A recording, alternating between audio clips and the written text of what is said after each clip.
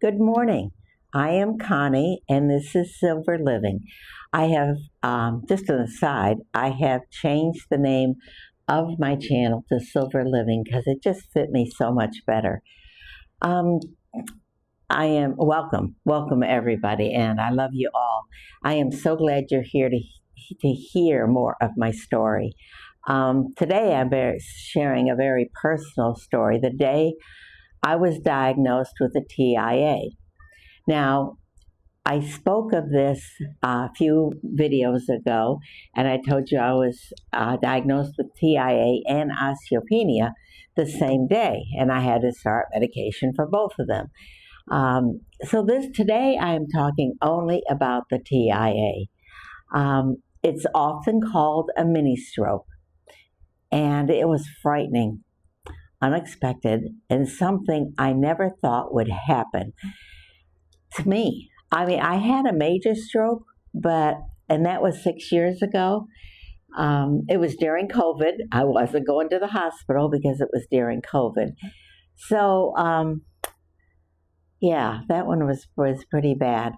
But I recovered so quickly from it. And I think that was because, number one, my frame of mind. Um, I hope by sharing my experience, I might help someone recognize the warning signs and seek medical attention when it matters the most. Um, I know I felt like an idiot going to the doctor. I'm like, oh my gosh, there's nothing wrong with me, et cetera, et cetera. But when I told the doctor my symptoms leading up to it, and after that, the major thing that happened, I was told that it wasn't so silly. So that made me feel better. Um, Let me tell you what a TIA stands for. A TIA stands for Transient Asthmatic Attack.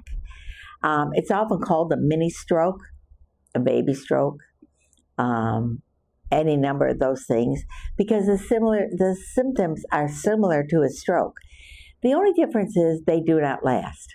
They're there maybe 5 minutes, 15, 30. Then they disappear, and then you're better after that. This is the misleading part of it, because that mini stroke can lead to another stroke happening. And,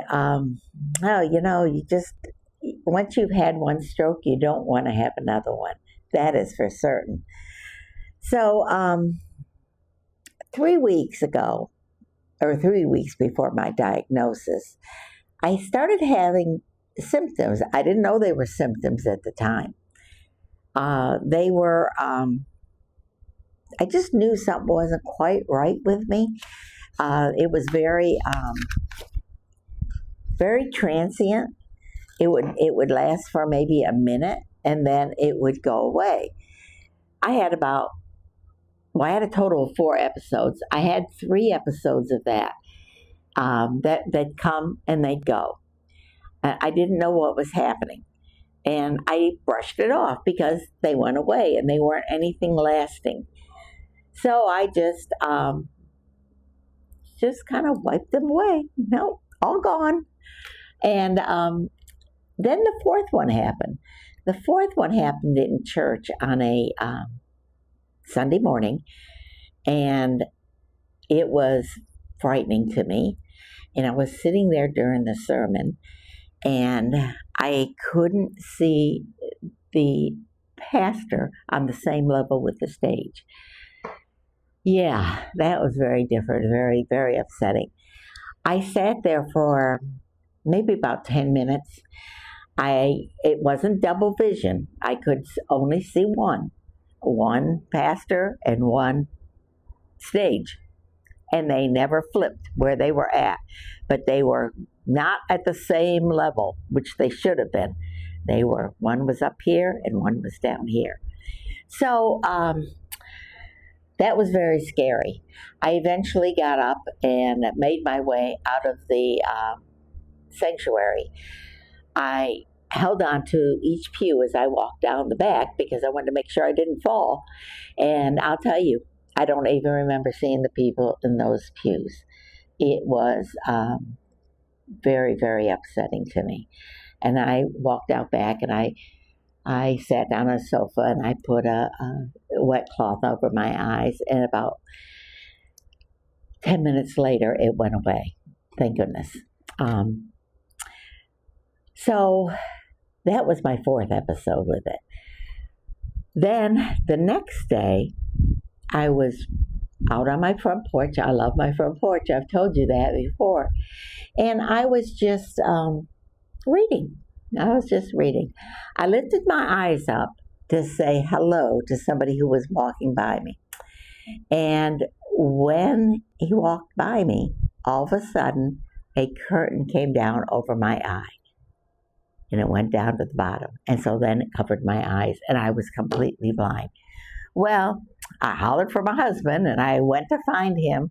I didn't make it all the way to his office. I was on my way when he heard me, and he came, what's wrong, And I said, I can't see. Well, by the time I went back and I sat down, I could see. So it only lasted about maybe 10 minutes at the most.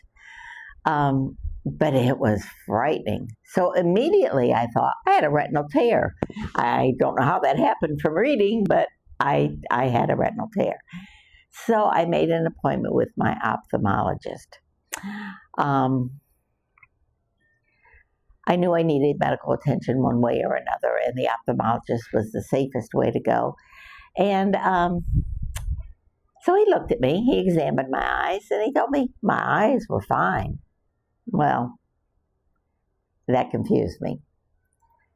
So after he checked everything all over, and the appointment appeared very routine, just like nothing. I just had an episode, and I was sure he's going to tell me we're going to need shots, or we're going to need this, that. No, he didn't. He said, your eyes are very healthy. Very, very healthy, he said. I am still seeing without glasses, which is awesome. I can read without glasses, which is doubly awesome. And all those things, my eyes were fine. The retina was okay. Everything on my eyes was okay. However, he did say, do you have a cardiologist? Well, when a doctor says something about another specialist, it gets your attention. It really, really does. And I said, yes, I do. He said, I would go home and make an appointment with your cardiologist. And I said, okay. And I'm wondering, why is he saying this? I says, if it's not my eyes, what do you think it is? And he says, well, it's your heart. And my heart? Oh dear, here I go again. Now it's my heart. I went home and I made the appointment with my cardiologist. It took me a week and a half to get into him. I went in that Monday. And, well, actually, it was about 2 weeks, about a week and a half. So I went into him and I told him all my symptoms, what I had and all of that. And he said, okay, and he's asking me about my health, a whole number of things. Now, I have, since COVID, since that was so bad, and I did have COVID, I've lost weight, and I've lost probably overall about 100 pounds. He says, you need to lose weight. I'm like, what do I need to lose weight for? He says, you need to bring your weight down a little bit more. And I'm like, okay, I don't know what this has to do with anything, but okay. And then he says, we're going to do a bilateral scan of my carotid arteries. Well, I've had that before. I had a stroke before, so I've been through all that. So I said, okay, that's okay. And he says, I'm going to put a heart monitor on you. And I'm like, heart monitor? I don't need a heart monitor for it, but okay. So the heart monitor, the nurse put on me, and I scheduled the carotid artery. But then I had to wait 3 more weeks for an appointment. When you're anxious about something, you don't like waiting. But I waited, and I was perfectly fine. I did change my routine. I did stop doing my volunteer work at the food pantry, which meant a lot to me, but you know what? My health meant a lot more. So we're going to take care of my heart first. And I looked at the prescription for the carotid artery scan, and it had written on it TIA. Okay, I looked on YouTube. I found lots and lots of things to do with this, and I even found a name for it. But I still don't think I had a mini stroke or any kind of stroke. But I did. I did.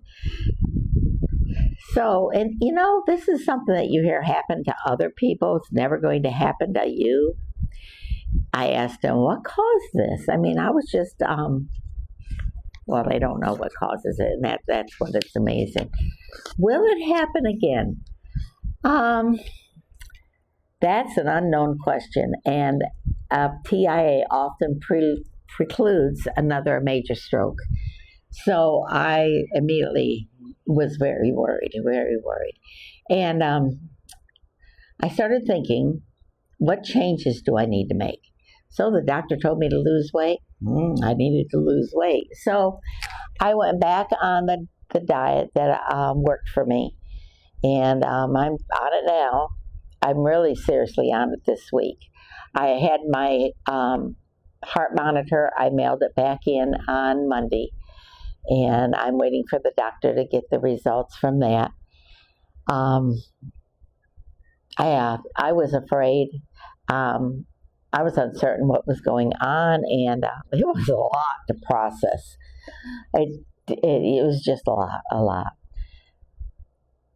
It affected me emotionally as well as physically. Suddenly, I was thinking of my health in a very different way. My health is something I've always taken for granted. I had a stroke. I recovered from it fine, nothing left over. So I thought, well, that's the way it'll always be, but it will not always be that way. And I was thinking how quickly life can change. You know, you think you're fine, and then all of a sudden you've got something wrong with you. So it made me think about my family, my friends, just in general, all that I would lose if I had another major stroke. And I got scared. I got very, very scared. So I went and did the carotid artery scan. That was done last Friday. And then I had my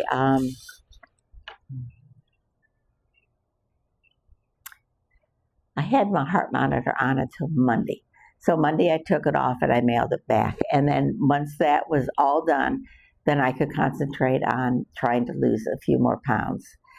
And, you know, it just was like one of those things that happens. But I'll tell you, it is very frightening. It is frightening to know that something can happen to you that you have no control over, that you are just sitting reading and suddenly I couldn't see. That scared me. You know, how can you end up having so much loss?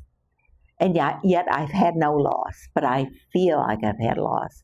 I've lost the freedom to live my life as I wanted to, because suddenly I could have a stroke at any time. I could die at any time. So that all scares me. My husband travels for work, so he's gone most of the day.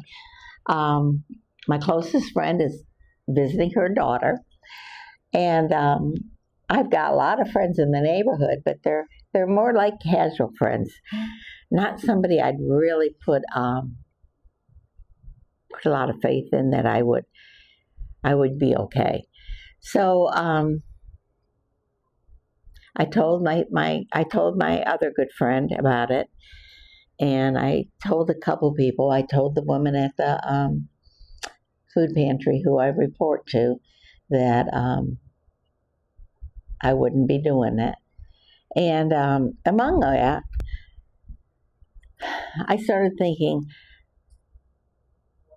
you know, if I had known the first symptom was going to preclude this, I would have made an appointment a week earlier. If I had known that my medical exams were so important, and I do go to the doctor frequently. I am a diabetic, and I keep track of that. But I now have a normal A1C, which is so important to have. And I've cut out all carbs and all sugars and all sorts of things like that. So I thought about my trip to the doctor, and I thought, wow, I was so lucky I made it there. I was so lucky I did not have another stroke. I was just a lucky person. That's what it amounted to. I was just a lucky person. So